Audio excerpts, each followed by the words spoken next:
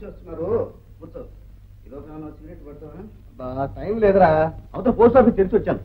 బావోయ్ చిన్నది చాలు రావయ్యా. వచ్చిన దగ్గర నుంచి వసపెట్టలాగా ఒకటే అడిపోయినా. కూర్చో. త్వరగా వెళ్ళిపోవాలి, మళ్ళీ టైం లేదు నాకు. ఏమండి బాబాయిని కూడా భోజనానికి లెమ్మనండి, వడ్డించారు. టైం లేదమ్మా. కళ్ళతో చూసింది నోటితో చెప్పి చెవులారా వినిపించి త్వరగా వెళ్ళిపోవాలి, మళ్ళీ టైం లేదు నాకు. ఏమిటి మావయ్య అంత విశేషం? నేను ఏమైనా పెద్ద పోస్ట్ మాస్టర్ చేశారేమిటి? అదే వాడు చేస్తే మాత్రం నాకు టైం ఎక్కడ అల్లుడు. కాలం అయిపోయింది. అబ్బా ఈ అంజిగాడు కృష్ణ ఎక్కడరా? ఇంకా తింటారా? త్వరగా రండిరా. అరవకు మావయ్య, నీ అరుపులతో ఆగలేకపోయింది, భోజనం సరిపోయింది. అందరం వచ్చేసాం కానీ ఏమిటో చెప్పు మావయ్య. టైం లేదు, వెళ్ళిపోవాలి నేను. మరి ఎందుకు వచ్చినట్టు? అవునుమా, వచ్చిన పని మర్చిపోయాను. ఆ సంగతి గుర్తించే నేను చిరంజీవిగా చిన్న పోస్ట్ మాస్టర్ గానే ఉంచి. నువ్వు మధ్యలో మాట్లాడుకో, నాకు అసలు టైం లేదు. మాట్లాడిన మరి అసలు టైం తీసుకోకూడమాట. బావా అసలు విషయం ఏమిటంటే నువ్వు నీ కొడుకులు కోడళ్ళు ఏమిటి అందరూ వింటున్నారా? మాట్లాడక మరి చెప్పు. నువ్వు నీ కొడుకులు కోడళ్ళు ఇంత అన్యోన్యంగా కలిసికట్టుగా ఉండటం ఏమి బాగలేదు. నీకు కన్ను గుర్తుందా? నా కళ్ళకి ఆ మాత్రం టైం ఎక్కడదిరా. మిమ్మల్ని అందరినీ చూసి భయపడిపోయి ఆ భూదేవే మీకు లొంగిపోయింది. బ్రహ్మాండంగా పంటలు పండించారు. ఆ వార్త ఇక్కడి నుంచి రాజధానికి, అదేరా హైదరాబాద్కి, అక్కడి నుంచి ఢిల్లీకి పాకింది. అంటే దాంతో వచ్చి పడింది ముప్పు. ఇదిగో తాకింది. అదేమిటో చూడు శ్రీనివాస్. అదే తెచ్చావా? అలవాటు పాపం, ఏం చేస్తాడు? ఏమనుకోకండిరా అన్నయ్య. అది ఇంగ్లీష్ ఉత్తరం అయితే మా ఆవిడకి ఇచ్చే కిరకరకర చదివేస్తుంది. ఏమే నీకు ఎప్పుడు వేళపడలేదు. నాన్న నాన్న, ప్రభుత్వం మీకు కృషి పండిట్ గుర్తించింది. అవునమ్మా.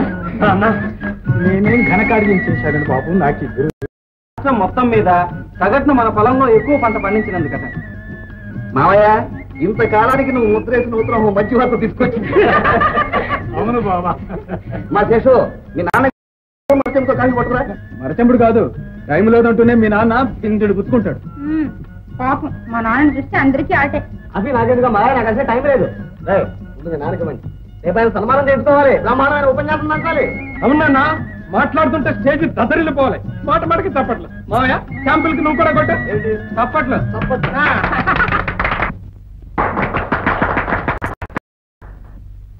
ఈరోజు మన ఊరికే ఒక పెద్ద పండుగ. కారణం మన దశరథ రామయ్య గారు ఈ ఊరు వారు కావడం, ప్రభుత్వం వారికి గుర్తించి సన్మానించడం మనకి పండుగ కాక మరి ఏమిటి? మన దశరథ రామయ్య గారు చాలా అదృష్టవంతులు అని చెప్పడంలో అతిశయోక్తి లేదనుకుంటాను.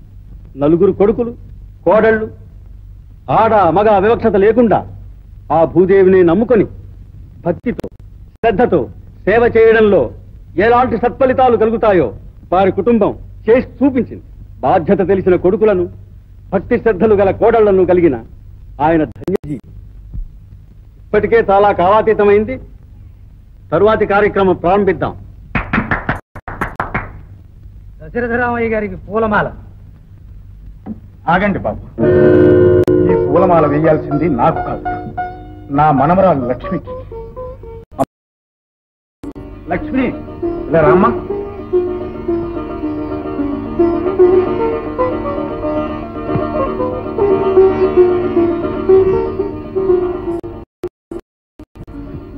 ఆ పూల వెంట మా లక్ష్మి వెళ్ళవేయండి. గారు అవును రాజశేఖరం గారు, ఈ సన్మానాలకు ఈ పొగడ్తలకు అర్హులం మేము కాదు. మీరు అనుకున్నట్టుగా నా కొడుకులు కోడళ్ళు మొదటి నుంచి ఈ భూమిని నమ్ముకుని ఉంటే, ఎవరి బాధ్యతలు వారు అప్పుడే గుర్తించుకుని ఉంటే, మా ఇంటి మహాలక్ష్మి, నా 4వ కోడలు చిరంజీవిగా ఉండేది. ఏమిటి మీరు అనేది దశరథరామయ్య గారు? నిజం చెప్తున్నాను బాబు. ఆ హరిదాసు కూతురు లక్ష్మి మా ఊరికే మహాలక్ష్మి. మా కుటుంబానికి వెలుగు చూపడానికే వెలసిన శ్రీ మహాలక్ష్మి. అమ్మా, చిక్కాల వారి లోగిళ్ళు ధర్మలోగిళ్ళు, ధర్మదాతలు. కౌసల్య సుప్రజా రామ పూర్వాసన్నా ప్రవర్తతే ఉత్తిష్ట నరకార్థూల కర్తవ్యం దైవమాపరికం ముప్పుట్ల తిని కొవ్వెక్కడుస్తున్నారు. అమ్మా, నిత్య పూజా పురస్కార సేవాపరాయని తులసమ్మ తల్లి. ఉత్తిష్టో ఉత్తిష్ట గోవింద. అప్పుడే తెల్లారిందా మీ భారత యుద్ధానికి? ఏమే వాళ్ళ మీద విరుచుపడతావు? అంతా నన్నే అనండి. ఇప్పుడు నేనేమన్నానని? పొద్దుటి నుంచి రాత్రి దాకా నువ్వు ఆ దేవుడి దగ్గర పడింటావు. ఈ దెయ్యంతా నేను ఎంత అయిపోతున్నా నీకేం తెలుసు? పరేంద్రా ఉత్తిష్ట కమలాకాంత త్రైలోక్యం మంగళం కురు. స్వామి తెల్లగా తెల్లారిపోయింది, లేవండి. అప్పుడే తెల్లారిందైతే ఒక్కరోజైనా తెల్లారకుండా ఉంటుందేమో, హాయిగా నిద్రపోదాం అనుకుంటాను. ఏది? అబ్బా, మేలుకొలుపు మీకు కాదండి, నా స్వామికి. తులసి, కౌసల్య సుప్రజారామ. తులసి, ఇందులో ఆటి నాసు కళావర్ రెండు కనపడటం లేదు. నువ్వేమన్నా చూసావా? నిద్రలేస్తూనే ఆ విధంగా పేకాట కూడానా? తప్పు తప్పు, అలాంటి మాటలు అనకే. ఆట కలవదు.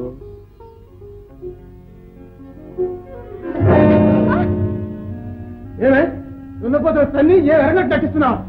నేనా? నాకేం తెలుసు? నీకేం తెలీదు?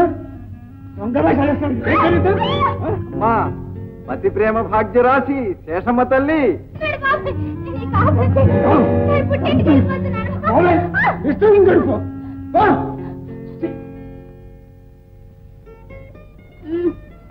సుమతి, సుమా, అయ్యో కాఫీ తాగి మళ్ళీ పడుకుంది గాని లే. అర్థం తెచ్చారా? లేకపోతే పొద్దున్నే మీ మాత్రమే చూడాలా? ఓ తీసుకొచ్చా, లే లే చూసుకున్నాం లే. కాఫీ ఏది? ఇదిగో. అమ్మా, పతి సేవాపరాయణి పట్టంపురాణి సుమతమ్మ తల్లి. ఇది కాఫీయా కషాయమా? కట్టియం కాఫీ కూడా చిక్కులేదు. కాఫీ నాకు తగలెట్టించాలిగా, మళ్ళీ ఏడుపెందుకో? దిక్కులేదు అన్నా, నేనుండగా దిక్కులేదు అన్నా. కావాలంటే నడిచి నీలగిరెళ్ళి గుండె కింద దిక్కులేదు అనుకు సుమతి. ఈ పాట రోజు విని విని విసికెట్టిపోతుంది. ఒక కూర చేసిన చేత కాదు, ఒక పులుసు కాయడం చేత కాదు, కడుపు నిండా అన్నం తిని ఎన్ని రోజులు అవుతుంది? ఒకరోజు చస్తాను. మళ్ళీ ఏమవుతుంది? సావను సారీ, మీరే చంపండి, నాకు టైం అయింది. మహిళా మండలికి వెళ్ళాలి. తర్వాత ఒక కప్పు కాఫీ తీసుకురండి వేడిగా.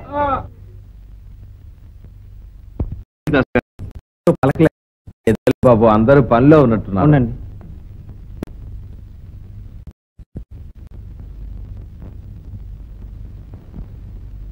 మడి మశానం లేకుండా చీపురు గట్ట కూర్చుని ఊళ్ళు వాకిళ్ళు ఉడుస్తూ కూర్చుంటే ఇక్కడ పూజా పునస్తారట.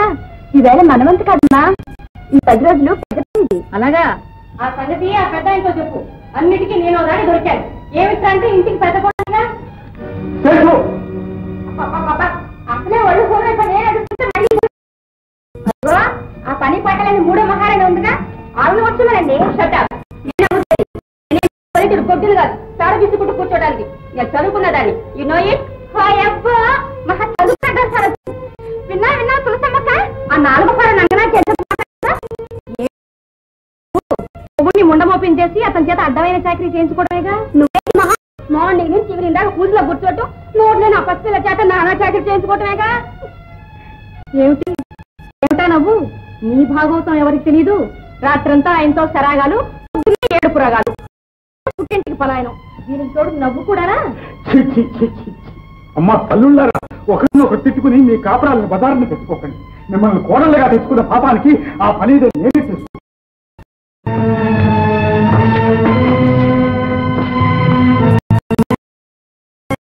ఏమిటి నాన్న ఇది? నా కర్మరా నాన్న. ఈ ఇంటికున్న పరువు ఏనాడో పోయింది. ఇప్పుడు నీకు గౌరవం కూడా పోగొట్టుకుంటావా? రానన్న, ఇంట్లో ఉండదురా. అలా ఉండకుండా చేయాలనేగా వాళ్ళ మనసు. ఆహా, పురుషుడు పుట్టిన ఇన్నాళ్ళకి యజ్ఞం చేశాట. ఆ శ్రీ మహాలక్ష్మిని నట్టింట్లోనే కట్టేసుకోవాలనుకుంటే నువ్వు ఎవరితో కట్టుకుని ఊరు వాళ్ళ ఏకంగా ఉడికించారు. మా బాగా అన్నావు. మీ అమ్మతో బయటపడేవాడిని. నాన్న ఊరుకో నాన్న, ఏటా మాటలు? వీళ్లకు నేను ఏం లోటు చేశాను? వాళ్ళు కోరిన సంబంధాలు తెచ్చి చేశాను. అడగడం తోటి ఆస్తి పంచిచ్చాను. ఈ దశరథ రామయ్య కుటుంబం అంటే గొప్ప చెప్పుకోవడం. ఇదేనా నేను చేసిన పాపం? వాళ్ళ మర్యాద వాళ్ళు నిలబెట్టుకోలేనప్పుడు నువ్వు బాధపడి మాత్రం ఏం లాభం. రానా అన్న వడ్డించా కొంచెం పొలం పెడదాం.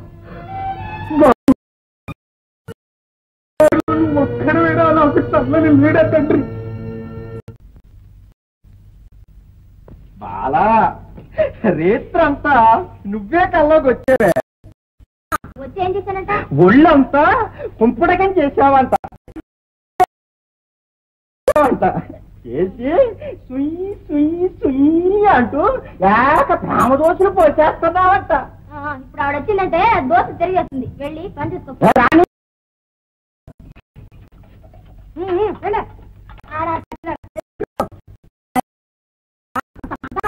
మనం ఈ కాపురం చేసినట్టయ్యా లేదు, అడుక్కు తినాలి. ఇలాంటి ఉంటాను ఇంకొక గది అయితే దెబ్బరట్టు అవుద్ది.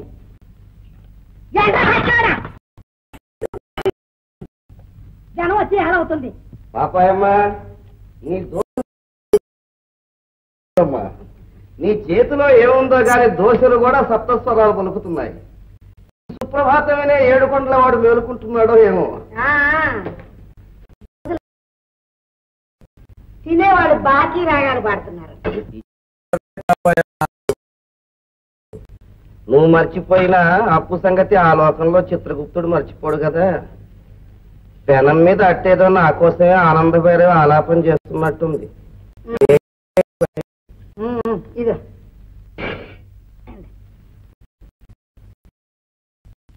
చూడు శ్రీనివాసులు, కట్ల కాసులు పేరు చేయించుకుందాం అనుకుంటున్నాను. కొత్త డబ్బు తక్కువ వచ్చింది. నువ్వు ఇవ్వాల్సిన పాత బాకీలోంచి కాస్త సర్దుబాటు చేద్దు.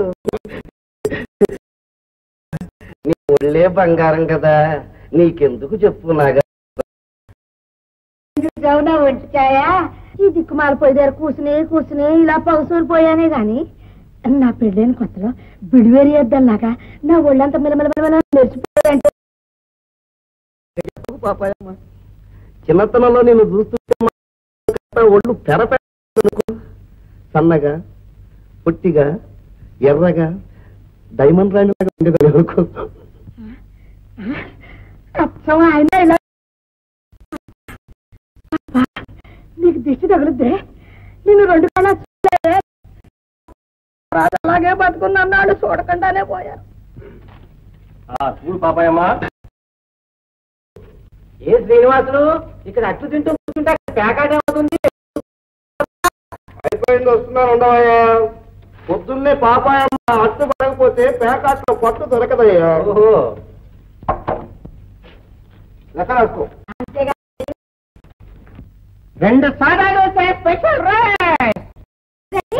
డబ్బే కొండ పని చేసుకో. ఓసు దిక్కు మొక్కులు ఏందాను అని తీసుకొచ్చి చేద్దాం అనుకుంటుంటే ఏమే తెగ నిలుగుతున్నావు. దోశ రాసుకో. ఒక్కటి దోశే కదా చదువుకున్నా చెప్పారా నానాయనే ఇదిగో, పండగ రోజు కూడా పాపపొగుడు అంటే ఏం లాభం లేదు. పావాలా అలా అయితేనే పేక దించేది. అబ్బా ఏమిటి శ్రీనివాసు తీసుకున్నాడు? 4 ఎకరాలు పోయేదా 4 గుర్రాల మీద తీసుకున్నాయి అప్పుడు. ఇప్పుడు మిగిలింది 2 ఎకరాలే. ఏమిటి రూపాయి చూడాలత్తా బట్టీకెళ్ళి చెప్పు. బట్టీకెళ్ళి బట్టి చూస్తున్నాను. సరిపో లోపల బియ్య పచ్చడి దాచు. పాపాయమ్మ గారు దాసు కరువు రోజుల్లో కూడా బాగా అవునులే. సంవత్సరం పొడవునా మరి ఆయన నాకెందుకు ఊరాల పాపుకుంటానని.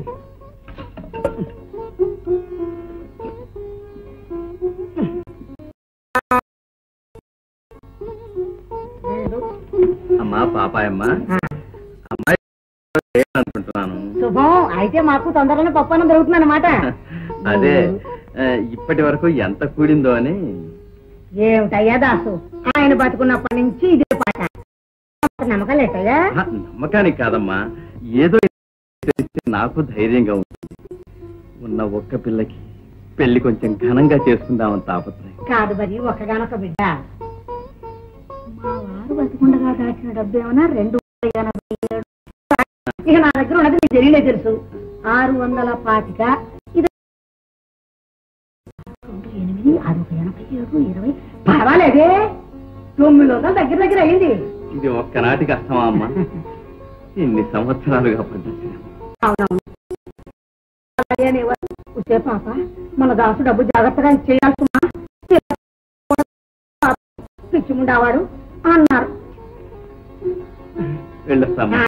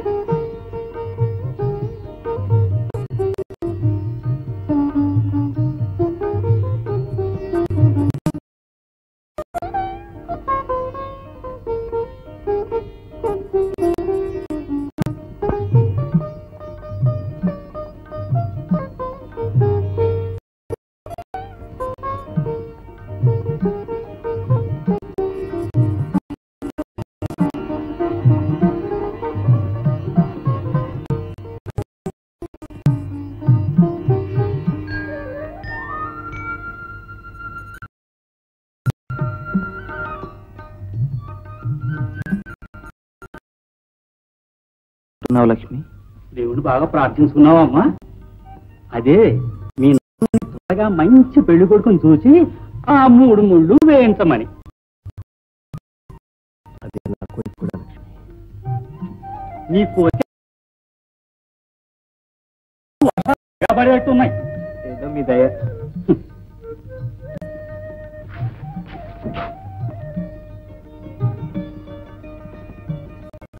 గుళ్ళోకి వచ్చి ఒక క్షణం కూర్చోకుండా వెళ్ళిపోతున్నారు.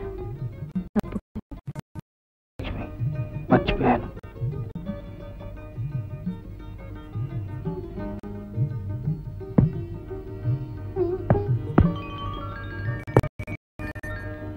దేవుడు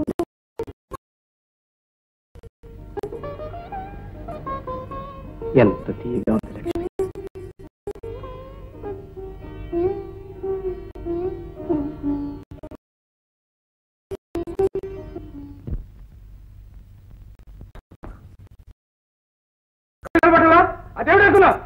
చూడలేదండి, పొరపాటు అయిపోయింది. దాని కింద పెడుతుంది చూడలా?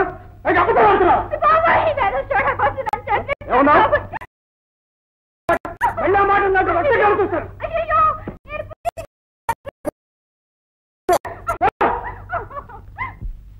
ఎవరో మహానుభావుడు కట్టేశాడు.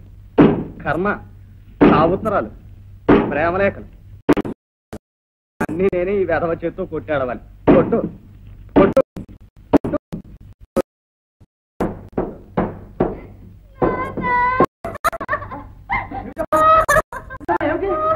మళ్ళీ ఇవాళ కొట్టినా?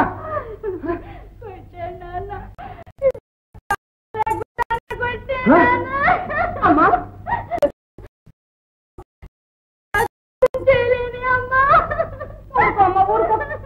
ఏమండి, అతను రోజు దీన్ని గొట్టిన బాధ్యత బాతూ ఉంటే నిమ్మకి నీరు ఎక్కినట్లు మీరు ముద్దలు పట్టుకుంటూ కూర్చుంటారా? మీరంతా ఇలా ఊరుకుంటే ఏదో స్వయానా మేనోడు కదా, నా బంగారం లాంటి పిల్ల సుఖపడుతుందని చేస్తే పెద్దమ్మ దాన్ని కొట్టి డెంటల్ ఆఫీస్కి పంపించేస్తాడు. ఇదిగో ఎప్పుడో ఒకప్పుడు బాండి పెద్దమని అందమాసిగా మనీ ఆదా చేసి మారేస్తానంటే సాయంకాలం వాడు వచ్చేటప్పటికి వాడిని అన్నంత పని చేయకపోతే నా పేరు. అమ్మా హాయిగా పడుకోమ్మా, వంటగానే లేపుతాను. అమ్మా ఈవేళ నాకు గారెలు తినాలందమ్మా. అలాగే ఉండి పెడతాను.